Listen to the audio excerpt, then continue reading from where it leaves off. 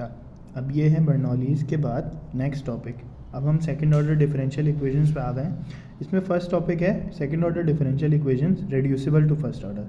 मतलब हमें एक सेकंड ऑर्डर डिफरेंशियल इक्वेशन का फंक्शन कुछ इस तरीके का हो सकता है, उसमें एटमोस्ट हमें सेकंड डेरिवेटिव दिखेगा, सेकंड ऑर्डर डेरिवेटिव, ठीक है।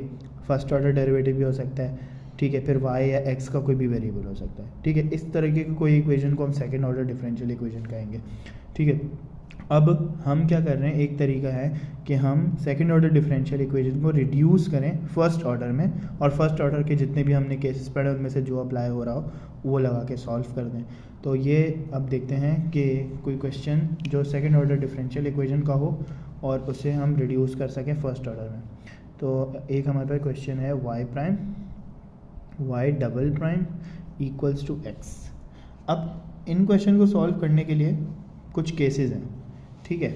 हमने बोला था कि हमारी जो सेकंड ऑर्डर डिफरेंशियल इक्वेशन है उसमें ये 4 वेरिएबल्स मतलब इस तरीके के फंक्शंस होंगे। तो हमारी इस इक्वेशन में y डबल प्राइम है, y प्राइम है, x है, लेकिन y का फंक्शन नहीं है।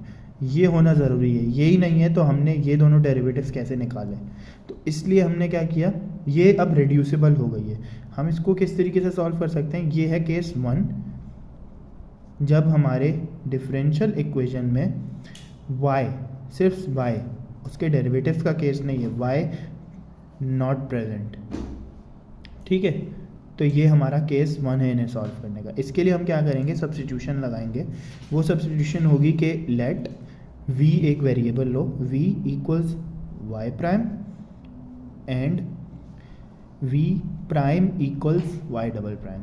अब अगर ये सब्स्टिट्यूशन हम यहाँ करेंगे तो देखना हमारी इक्वेशन रिड्यूस हो जाएगी फर्स्ट ऑर्डर में।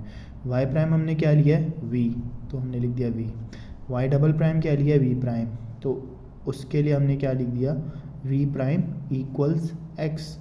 अब हम देख सकते हैं यहाँ y का वेरिएबल नहीं है लेकिन हमने उसको v के वेरिएबल में चेंज कर दिया और ये इक्वेशन फर्स्ट ऑर्डर बन गई क्योंकि इसमें हाईएस्ट डेरिवेटिव फर्स्ट ही है, ठीक है। हम इसे ऐसे करके लिख सकते हैं dv over dx equals x। अब अगर हम देखें, हमने जो फर्स्ट ऑर्डर के केसेस पढ़े उनमें सबसे पहला केस होता है सेपरेबल। तो ये इक्वेशन सेपरेबल बन गई। ये कैसे कि अगर मैं d ऑफ x को उठा के इधर ले जाऊँ तो ये इक्वेशन कुछ यूँ दिखेगी अब, ठीक है।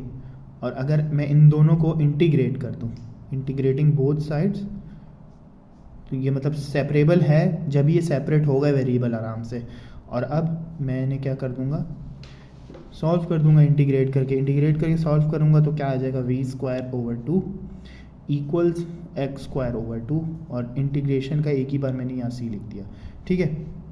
अब मैं इसको क्या कर सकता हूँ, ये 2 उठा के उधर मल्टीप्लाई करा दूँ तो क्या हो जाएगा, v स्क्वायर, यहाँ 2 मल्टीप्लाई होगा इसके साथ तो कट जाएगा x स्क्वायर, और c के साथ भी होगा तो 2c, फिर एक कांस्टेंट होता तो हमने एक ही बार c लिख दिया।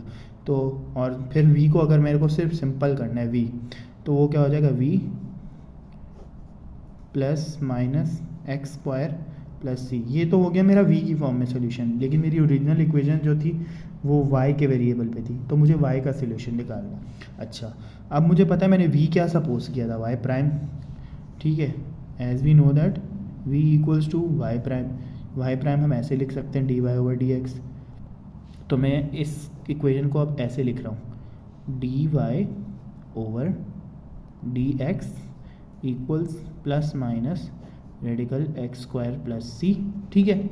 अगेन ये एक सेपरेबल केस आ गया, dy मैंने ऐसे ही अकेला छोड़ दिया, plus minus radical x square plus c dx, दोनों को मैं इंटीग्रेट कर दूंगा, ठीक है। ये प्लस माइनस अलग लिख दिया, ये हो जाएगा y, ठीक है। अब ये जो है ना, इसका कोई डायरेक्ट इंटीग्रेशन नहीं है, इसमें एक लंबी ही कहानी होती है, तो इसको हम फ़िलहाल के लिए ऐसे ही छोड़ रहे हैं कि भाई ये इसका सोल्यूशन है, ठीक है। मतलब अगर ये सॉल्व हो जाए तो हमें और सिंप्लीफाइड सोल्यूशन मिल जाएगा। बहरहाल हमारा जो टास्क था वो ये समझना था कि equations reducible to first order किस तरीके से होती हैं। तो रेड्यूस होने का जो मेन केस है वो ये है कि हमने ये सब्स्टिट्यूशन की है। आगे तो हमें पता है फर्स्ट ऑर्डर बन गई है, फर्स्ट ऑर्डर का जो भी केस बन रहा हो वो लगा दो। फिर हमने ये देखा कि v के फॉर्म में सोल्यूशन तो आ गया, लेकिन हमें ओरिजिनल y पे जाना है, तो y पे जाने के लिए हमने ये चीज़ कर दी कि y प्राइम से आगे अगेन सॉल्व कर दिया। तो ये हो गया वो केस जिसमें इक्वेशन में y प्रेजेंट नहीं था। अब हम देखेंगे जिसमें इक्वेशन में x प्रेजेंट नहीं है। अब जिस तरीके से मैंने बात की थी, यह है मेरा केस 2। इसमें देखो y है, y डबल प्राइम है, y प्राइम है, लेकिन x नहीं है, तो इसमें x नॉट प्रेजेंट, तो ये हमारा केस 2 है। ठीक है, तो इसके लिए हम क्या करते हैं, सब्स्टिट्यूशन वैसे ही होती है, उसमें थोड़ा सा चेंज आता है। हम बोलते हैं कि let v equals y prime, ठीक है, और दूसरी सब्स्टिट्यूशन होती है के and v prime equals y double prime. अब इसके लिए ना हम अगर देखें, हम क्या कर रहे हैं, y डबल प्राइम असल में क्या होता है, d2y ओवर dx स्क्वायर, और इसको हमने करा हुआ है किसके बराबर, dv ओवर dx के बराबर। लेकिन हमारी इक्वेशन में x तो प्रेजेंट था ही नहीं, तो हम उसको ऐसी सब्स्टिट्यूशन नहीं कर सकते कि जिसमें x कहीं से भी किसी भी रिस्पेक्ट से इम्पैक्ट दे रहा हो। तो मैं क्या करूँगा, मैं इसको ऐसे खोल सकता हूँ, dv ओवर dy और dy ओवर dx, और मुझे पता है dy ओवर dx क्या है, अगेन v है। ठीक है, क्योंकि dy ओवर dx को हम y प्राइम बोल सकते हैं और y प्राइम क्या है, v है। तो मैं इसकी जगह अगर बोलूँ dv over dy dot v,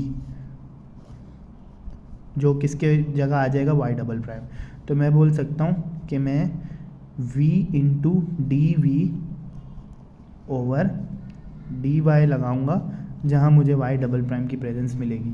तो एक ये सब्स्टिट्यूशन करूँगा मैं अब, और दूसरी ये वाली सब्स्टिट्यूशन कब होंगी, जब x प्रेजेंट नहीं होगा डिफरेंशियल इक्वेशन में सेकंड ऑर्डर।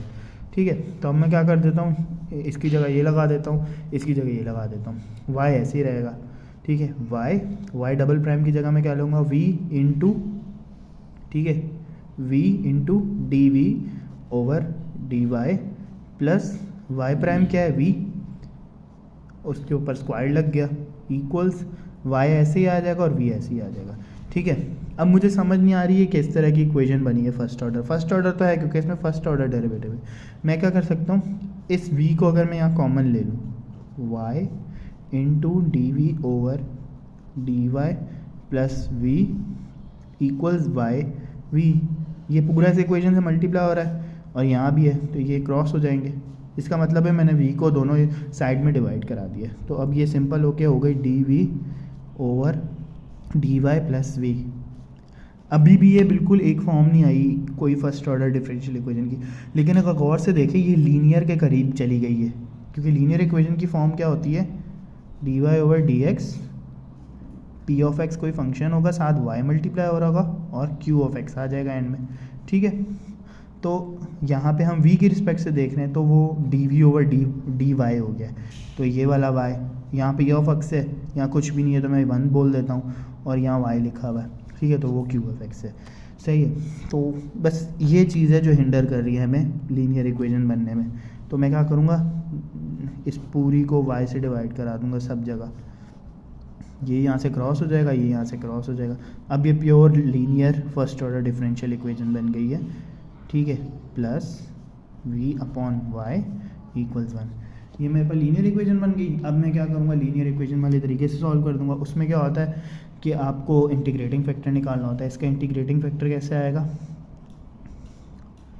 इंटीग्रेटिंग फैक्टर किसका निकालते हैं, p ऑफ x का। यहाँ पे p ऑफ x मेरा है 1 अपॉन वाई, क्योंकि v तो मेरा डिपेंडेंट वेरिएबल है ना, तो 1 अपॉन वाई, और वो e की पावर पे रेज होता है integrating factor, d of x से मल्टीप्लाई होता है। तो इस सूरत में क्या है, इस सूरत में मेरा p ऑफ y है, ठीक है, x नहीं है। तो मैं क्या करूँगा, 1 अपॉन वाई डी वाई लगाऊँगा और e की पावर ln y आ जाएगा आंसर, क्योंकि इसका डेरिवेटिव इंटीग्रल 1 ln y होता है, और हमें पता है ये एंटी लॉग्स हैं तो आपस में कैंसिल हो जाएंगे, तो इंटीग्रेटिंग फैक्टर मेरा y आ जाएगा। अब इंटीग्रेटिंग फैक्टर जब आता है ना तो उसको पूरी लीनियर इक्वेशन से मल्टीप्लाई करा देते। तो मैं क्या बोल रहा हूँ, multiply integral factor by D E differential equation. ठीक है, तो हमारा y आया था, y into D V over D Y plus v upon y multiply by y equals y। ये वाई वाई से कैंसिल हो जाएगा, ठीक है। अब मैंने बर्नौलीज इक्वेशन में क्वेश्चन कराया था, बर्नौलीज नॉन लीनियर से लीनियर में कन्वर्ट होती है। लीनियर में मैंने क्या बताया था कि ये जो लेफ्ट हैंड साइड होती है ये टोटल डिफरेंशियल होती है। इसका मतलब है कि ये डी ओवर डी एक्स जो है यू इंटू वी फार्मूले में इनक्लोज हो सकता है। तो मैं क्या करूँगा, यहाँ से ये वाला वेरिएबल, यहाँ से ये वाला वेरिएबल उठा के डी ओवर डी, यहाँ पे डी वाई चल रहा है असल में, तो वाई डॉट वी इसमें इनक्लोज कर दूंगा। अगर आप इसे यू इंटू वी से खोलेंगे तो यही वापस आ जाएगा, तो वो इक्वल हो जाएगा मेरे पास वाई के। मैं क्या करूँगा डी, ठीक है, Y dot V equals Y dot D Y, सही है। अब क्या करेंगे, सिंपल दोनों तरफ इंटीग्रेशन अप्लाई कर देंगे, ठीक है। इंटीग्रेशन अप्लाई हुई, इसका आंसर आ गया y डॉट वी, इसका आ जाएगा Y square upon 2 plus c, ठीक है। मुझे इसको अकेला करना है तो मैं क्या कर दूंगा, v इधर ही रहने दूंगा, y जब इससे डिवाइड होगा तो क्या हो जाएगा। अच्छा, तो इसमें हमने क्या किया, यहाँ तक आया था, मैंने क्या किया, y उठा के इधर ले गया, y अब इस पूरे से डिवाइड हुआ तो y से कैंसिल हो गया, तो ये y बच गया upon 2 plus c upon Y बन रहा था तो cy इनवर्स हो गया, ठीक है। इसको मैं एक और तरीके से लिख सकता हूँ कि मैं लिख दूँ v इक्वल्स जो y के नीचे 2 था वो उधर जाके अगर होगा ना, अगर मैं उसका एलसीएम ले लूँ तो वो क्या बन जाएगा, y plus c y inverse over 2। यहाँ पे मेरे को 2 लिखना चाहिए था, वो इसलिए लिखा कि 2c अगेन एक कांस्टेंट है तो c रह जाएगा, ठीक है। अब मैं क्या करूँगा, v की जगह D V over D Y apply कर दूँगा, तो D Y over D X, क्योंकि मुझे पता है मैंने v किसके सपोज किया था, y प्राइम के, और y prime D Y over D X होता है, ठीक है। तो ये किया, इक्वल्स किसके किया, y plus c y inverse over 2 के। अब ये पूरी एक y की टर्म है, x है ही नहीं इसमें, तो मैं इस पूरे को उठा के इधर ले आऊँगा, x को अलग कर दूंगा, तो D Y over y plus c y inverse upon 2, ठीक है। अच्छा हाँ, 2 जब इधर आया है तो वो ऊपर चला जाएगा, इधर नहीं आएगा, ठीक है। इक्वल्स डी एक्स अकेला रह जाएगा, दोनों साइड इंटीग्रेशन अप्लाई करूँगा, ये आखिर में x प्लस सी रह जाएगा, ये 2 अगर मैं बाहर लिखूं और 1 अपॉन और ये डी वाई आ जाएगा। अच्छा, अब इसको मैं किस तरीके से करूँगा, इंटीग्रेट भी तो करना है। मैं ये कर सकता हूँ कि अगर मैं इसको ऐसे लिखूँ c upon Y, Y inverse नीचे कर दिया मैंने, और मैं इसको अगर फर्दर सॉल्व करके ऐसे कर दूँ वाई स्क्वायर प्लस सी, सिंपल एलसीएम लिया, वाई इससे मल्टीप्लाई होकर स्क्वायर बन गया, 2 ऐसे ही था, ये इधर लिखा डी वाई, ठीक है, इक्वल्स x प्लस सी, सही है। अब मैंने नेक्स्ट फर्दर स्टेप क्या किया, इस तरह की अगर फॉर्म हो तो y इसके नीचे अलग है, इसके नीचे अलग है, मैं वो लिख देता हूँ। इसके नीचे जब आएगा तो y अकेला रह जाएगा, प्लस सी वाई इन्वर्स में फिर कर रहा हूँ इसको, ठीक है, और d y equals x plus c. अच्छा, इसमें ये मिस्टेक कर दी कि ये जो चीज़ है ना कंप्यूट हुई, ये 1 के नीचे ही कंप्यूट हुई थी, ठीक है, तो ये अपॉन में ही रहेगा, तो इसको मैं इस तरीके से नहीं लिख सकता, ठीक है। तो ये होगा 1 upon Y square plus c, ठीक है, ये तो आ जाएगा, लेकिन मैं इस y को अगर यहाँ डिवाइड हो रहा है तो ऊपर ले जाऊँगा 1, तो ये इस तरीके से हो जाएगा, ठीक है, D y equals x plus C.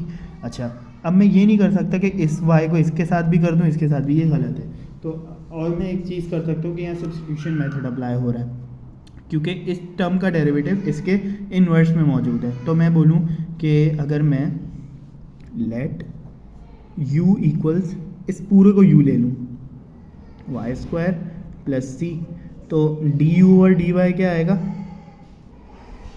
D you over D Y आएगा 2y, और ये कांस्टेंट है वो तो 0 हो जाता है। सब्स्टिट्यूशन ठीक करने के लिए ये 2y हो जाएगा इक्वल्स, और ये डी वाई इधर आ जाएगा, ठीक है। तो डी वाई की जगह मैं ये सब्स्टिट्यूट कर दूंगा, वाई स्क्वायर प्लस सी की जगह मैंने ये सब्स्टिट्यूट कर देना है। अपनी फॉर्म में वापस आते हैं, y ओवर u, इस पूरे को मैं u की जगह सब्स्टिट्यूट कर रहा हूँ, डी वाई की जगह मैं d you over D y, d you over 2y substitute कर रहा हूँ, y से कैंसिल, 2 से cancel, equals x plus c यहाँ मेरे पास सिर्फ बच गया 1/u du equals x plus c. 1/u की इंटीग्रेशन होती है ln u equals x plus c. ln u है, मैं u को वापस लिख देता हूँ वाई स्क्वायर प्लस सी इक्वल्स एक्स प्लस सी। आप इस तरीके से भी छोड़ सकते हो, ज़्यादा बेहतर क्या है, इसको e पे रेज कर दो, ये इसको क्रॉस कर देगा तो बन जाएगा वाई स्क्वायर प्लस सी। और ये वाली जो है ये क्या आ जाएगी, e के पावर x प्लस सी है ना, तो e की पावर में अगर कोई एडिशन टर्म हो तो आप उसको अगर ब्रेक करके लिखना चाहो तो वो प्रोडक्ट बन जाते हैं, ऐसे लिखे जा सकते हैं। तो मैं इसको ऐसे लिख सकता हूँ e की पावर x, और ये अगेन एक कांस्टेंट है तो मैं इसको ऐसे ही छोड़ देता हूँ। यहाँ पे c लिखना ना लिखना आपकी मर्ज़ी है, क्योंकि एक बार कांस्टेंट आ रहा है हमारी टर्म में। तो ये हमारी सॉल्व हो गई सेकंड ऑर्डर से फर्स्ट ऑर्डर, और फिर फर्स्ट ऑर्डर से इसका y सोल्यूशन आ गया, ये है।